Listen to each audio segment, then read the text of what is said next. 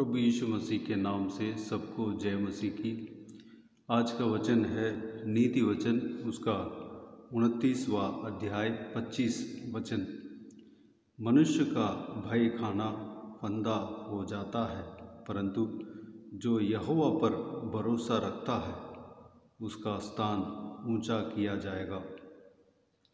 मेरे प्रियो, परमेश्वर का वचन इस प्रकार कहता है कि मनुष्य का भय नहीं खाना। लेकिन रोमियो की किताब में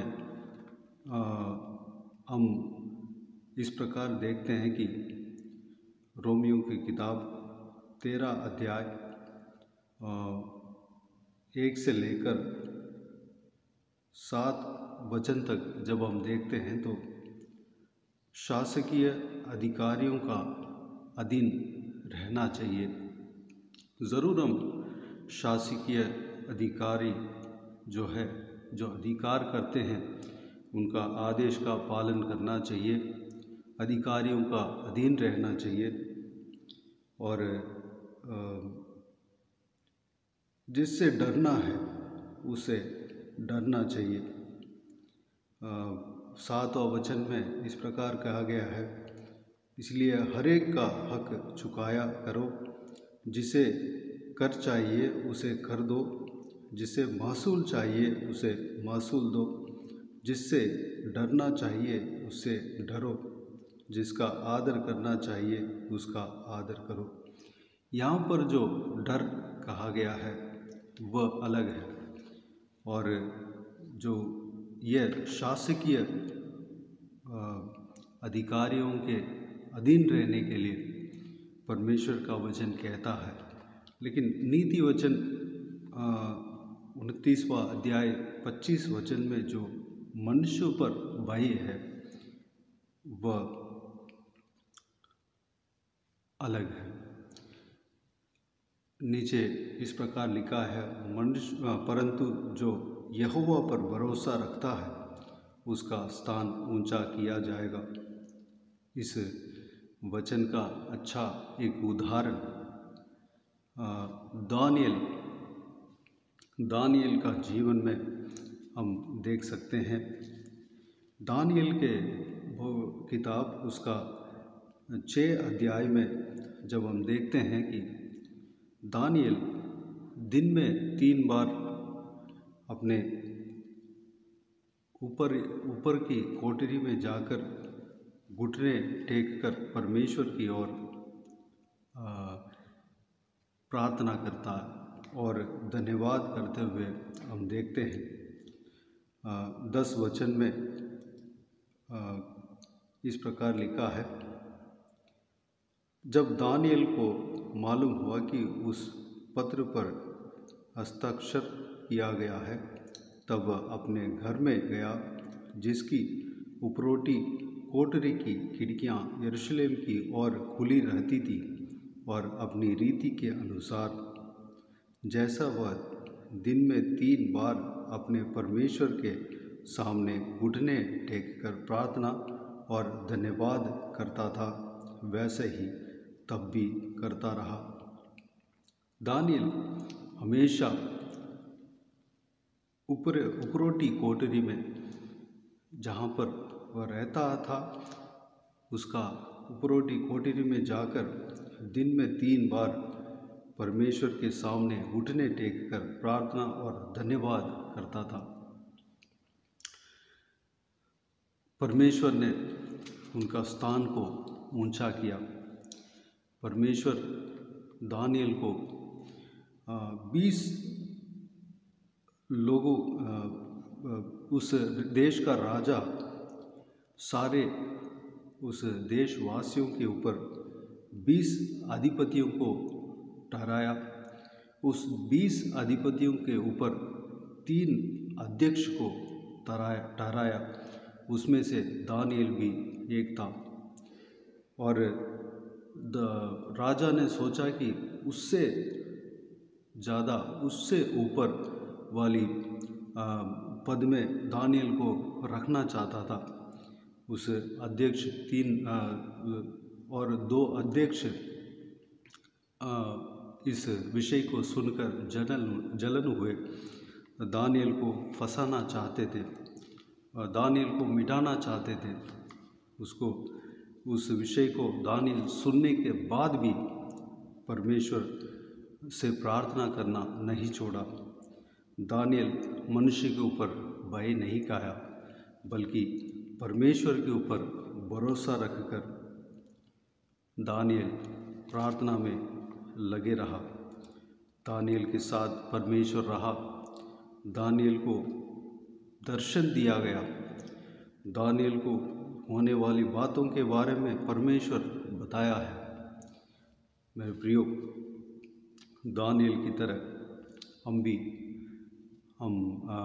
दिन में 3 बार हम परमेश्वर के उपस्थिति में घुटने टेक कर प्रार्थना करें और मनुष्य जो कुछ भी बोलता है, मनुष्य के ऊपर भय ना खाए।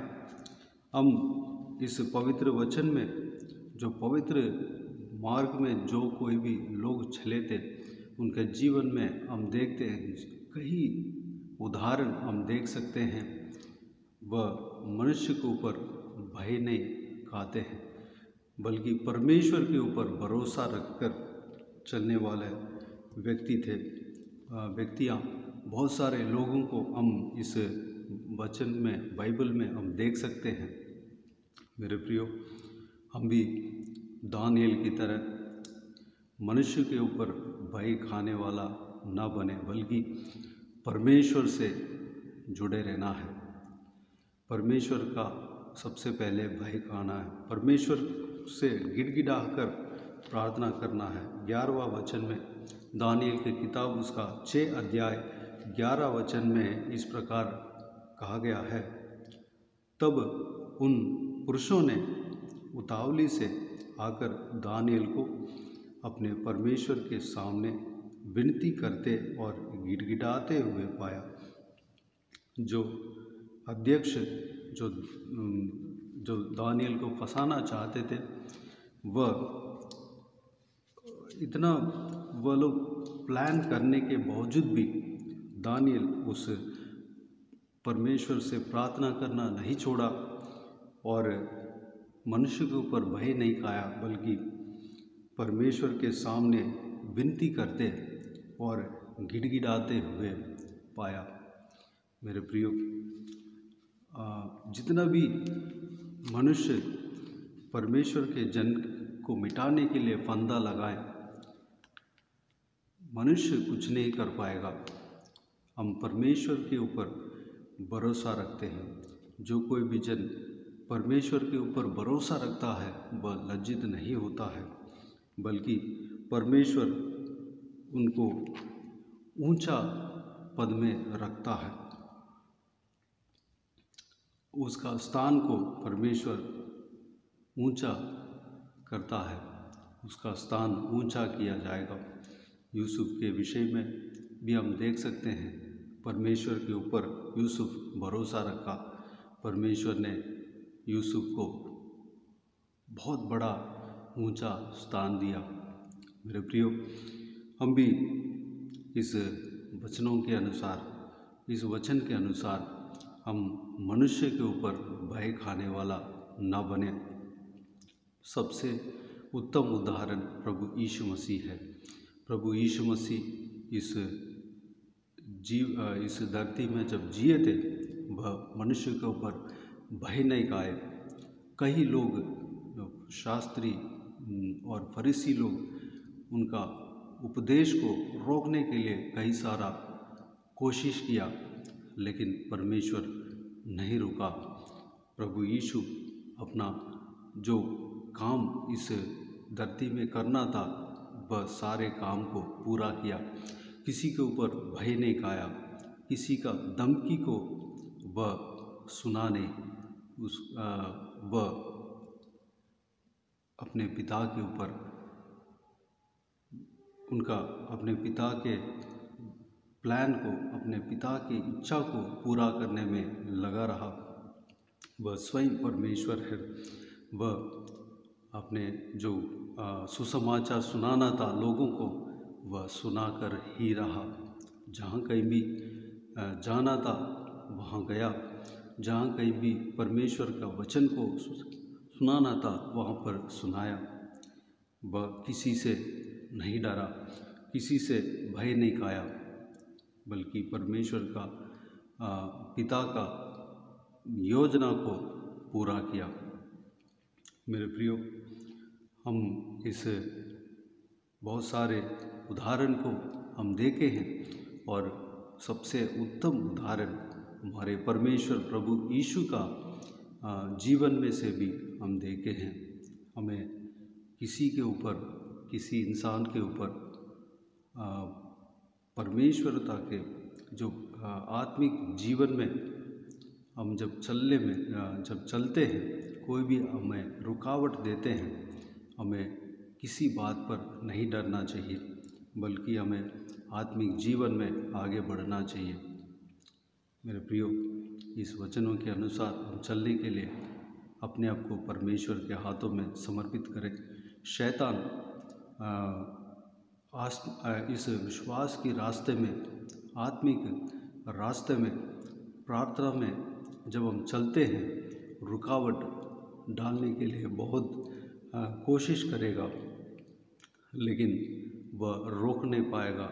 जब हम परमेश्वर के साथ चलेंगे, हम हमारे मन को, हमारा हृदय को, हमारा सोच को, हमारा नज़र को परमेश्वर की ओर, उस क्रूस की ओर जिसमें परमेश्वर प्रभु यीशु ने हमारे लिए बलिदान दिया, हम हमारे नज़र को उसकी ओर हम जब करते हैं, शैतान कोई भी रुकावट, जो कुछ भी रुकावट देता है, सारा रुकावट व्यर्थ हो जाएगा।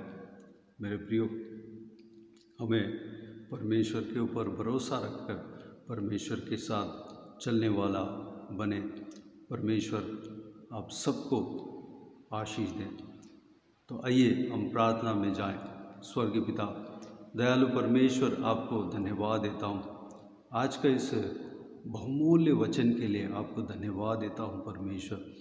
पिताजी, हम ज़रूर शासकीय अधिकारियों का अधीन रहना चाहिए, जिससे डरना है उससे डरना चाहिए, लेकिन हम परमेश्वर के बाद आ जाता है, आत्मिक जीवन के बाद आ जाता है, उसका कोई भी रुकावट दे, हमें कोई भी, हम किसी से भी भय नहीं खाना है, किसी इंसान से भी भय नहीं खाना है, किसी मनुष्य से हम भय नहीं खाना है। हम आपके ऊपर विश्वास रखना है परमेश्वर, आपके ऊपर भरोसा रखना है।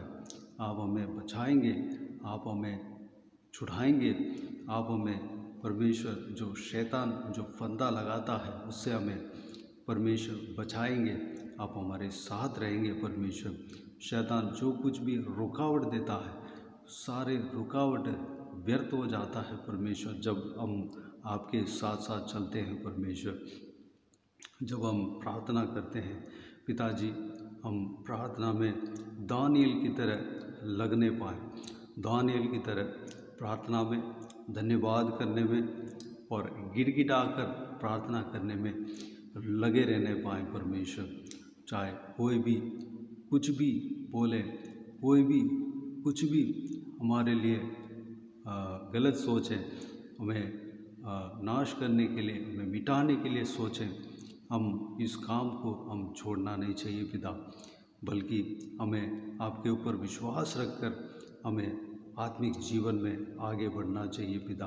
प्रार्थना में, वचन पढ़ने में, आपके बहुमूल्य वचन को पढ़ने में, आपको धन्यवाद देने में, आपके उपस्थिति में गिड़गिड़ाकर प्रार्थना करने में, कलीसिया में जाने में, उपवास करके प्रार्थना करने में हम लगे रहने पाएँ, अनुग्रह देना पिता। हालेलुया। हमें, जब हम आपके ऊपर भरोसा रखते हैं, हमें हमारा पद को ऊंचा करते हैं, हमारा स्थान को आप ऊंचा करते हैं परमेश्वर। धन्यवाद देता हूँ पिता परमेश्वर। दानिएल की तरह हम दिन में 3 बार आपकी उपस्थिति में घुटने टेक कर प्रार्थना करने पाएँ, धन्यवाद देने पाएँ, गिड़गिड़ा कर प्रार्थना करने पाएँ परमेश्वर। हालेलुया। परमेश्वर हमें ऊंचे हमारा स्थान को ऊंचा करना पिता। धन्यवाद। आपकी तरह परमेश्वर हम दूसरों के ऊपर भय नहीं खाना चाहिए, बल्कि आपने जो सेवा किया है, आपने जो सुसमाचार सुनाया है इस धरती में, जब आपने जिया सुसमाचार सुनाया, आपके वचन को लोगों को सुनाने में कहीं कमी नहीं रखा पिताजी। हम आपकी तरह पिता के इच्छा को, योजना को हम पूरा करने पाए। कोई भी हमें डराने की कोशिश करे, कोई भी हमें उस काम से हमें पीछा खींचे, परमेश्वर उस काम को रोकने का कोशिश करें, हमें पिताजी हमें आपकी तरह आपके योजना को हमारे जीवन में हम पूरा करना चाहिए। परमेश्वर अनुग्रह देना पिता, सहायता करना, सारे बातों को परमेश्वर आप जानते हैं, हमारे जीवन में कार्य करना, हमारे संग रहना, हमें चलाना परमेश्वर। हालेलुया। पवित्र आत्मा हमें अगुवाई करना परमेश्वर। सारा जन को इस वचनों के अनुसार आशीष देना, इस वचनों के अनुसार चलने के लिए अनुग्रह देना परमेश्वर। सभी को आशीष देना, संभालना परमेश्वर। जो कोई भी जन पिछड़ गए हैं उनको दोबारा आपके झुंड में लेकर आना पिता। जो कोई भी जन घायल हुए हैं परमेश्वर, उनका घायल में मरहम पट्टी लगाना, दवा लगाना परमेश्वर, ठीक करना, चंगा करना, उन्हें छूना परमेश्वर। जो कोई भी जन आंसू बहा रहे हैं उनका आंसुओं को पहुँचना परमेश्वर। जो कोई भी जन बीमार है, शारीरिक रीति से वो बीमार है परमेश्वर, उन्हें छूकर चंगा करना।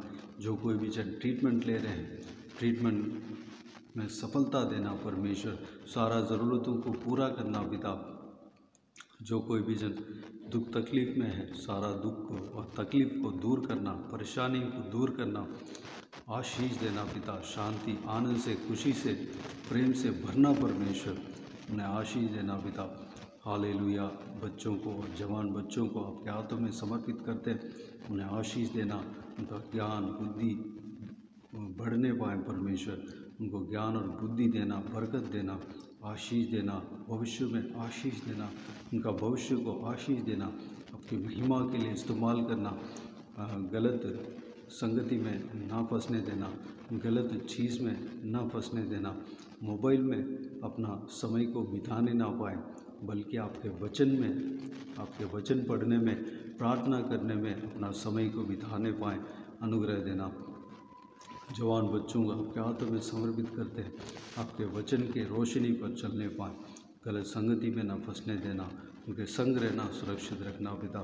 सभी को आशीष देना, छोटे बच्चों के संग रहना, सुरक्षित रखना। बुज़ुर्गों को आपके हाथों में समर्पित करते हैं, उनके संग रहना, उनका शरीर में बल ताकत देना, स्टैमिना देना, हड्डियों में ताकत देना, घुटनों में ताकत देना परमेश्वर। उनका आपकी तरह नए पंख लेकर आपके लिए उड़ने पाएँ, आपके राज्य के लिए तैयार होने पाएँ, इस्तेमाल होने पाएँ परमेश्वर, अनुग्रह देना।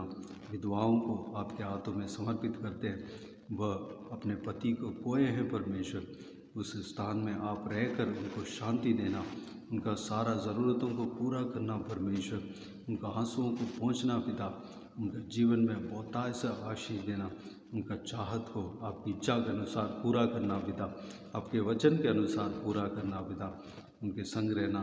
जो कुछ भी कार्य उनके लिए जो होना चाहिए सब कुछ होने पाए, जो कुछ भी घर का कार्य जो कुछ भी है सब कुछ परमेश्वर करा के देना, आप दूत को भेजना, हालेलुया, उनकी सहायता करना परमेश्वर, उनके संग रहना, आशीष देना पिता, अनुग्रह देना। जो कमी महसूस कर रहे हैं सारा कमियों को परमेश्वर आप भरपूर करना, सारा हालेलुया। धन्यवाद देता हूँ परमेश्वर, जिनका शादी नहीं हुआ परमेश्वर शादी के लिए प्रार्थना कर रहे हैं, एक अच्छा सा जीवन साथी देकर शादी कराना। जिनको संतान नहीं है संतान के लिए प्रार्थना कर रहे हैं, उनको संतान का आशीष देना। जो प्रेग्नेंट है परमेश्वर, जच्चा होने वाली है परमेश्वर, उनको पिताजी नॉर्मल डिलीवरी देना परमेश्वर, सही सलामत बच्चा और माँ को अलग करना और कोई घबराहट नहीं होने देना परमेश्वर, उनके संग रहना, सुरक्षित रखना, माँ को और बच्चे को सुरक्षित रखना परमेश्वर। धन्यवाद देता हूँ, आशीष देना पिता। और जो कोई भी जन कर्ज में है, कर्ज से छुटकारा देना परमेश्वर। हालेलुया। कर्ज चुकाने का द्वार खोलना। जो कोई भी जन बंदीगृह में है, बंदीगृह से परमेश्वर छुटकारा देना। और जो कोई भी जन कोर्ट केस में, अदालत की मुकदमा में फंसे हुए हैं, उनको छुटकारा देना परमेश्वर। धन्यवाद देता हूँ पिता। बाकी सारे बातों को आपके हाथों में समर्पित करते हैं परमेश्वर। सारा जलाल, आदर, महिमा आपको मिलती रहे। सारा दुआओं को प्रभु यीशु मसीह के नाम से मांगते हैं, सुन और ग्रहण कर पिता। सारा जो कोई भी व्यक्ति बीमार है, उनको छूकर चंगा करेंगे। धन्यवाद देता हूँ। हर एक जन को प्रभु यीशु मसीह के नाम से हर एक जन परमेश्वर चंगा प्राप्त करने पाए, उन्हें छूकर चंगा करना प्रभु यीशु मसीह के नाम से। सारा जलाल, सारा दुआओं को मांगते और पा लेते हैं। आमीन आमीन। प्रभु यीशु मसीह के नाम से प्रभु यीशु मसीह का आशीष और अनुग्रह हम सभी के ऊपर बने रहें। आमीन आमीन। मेरे प्रियो, इस चैनल को सब्सक्राइब करें और शेयर करें। अगर किसी को भी प्रार्थना का विषय हो तो डिस्क्रिप्शन में दिए हुए नंबर पर कॉल करके प्रार्थना करा सकते हैं या व्हाट्सएप के द्वारा हमें बता सकते हैं। हम आपके लिए प्रार्थना करेंगे। विशेष करके बुधवार और शनिवार को आपके व्हाट्सएप में वॉइस मैसेज के ज़रिए प्रार्थना करके भेज दिया जाएगा। अगर इस सेवकाई के द्वारा परमेश्वर आपके जीवन में कार्य किया हो, वह भी हमें बता सकते हैं, ताकि हम सब मिलकर परमेश्वर का महिमा कर सकें। प्रभु यीशु आप सबको आशीष दे। आमीन आमीन।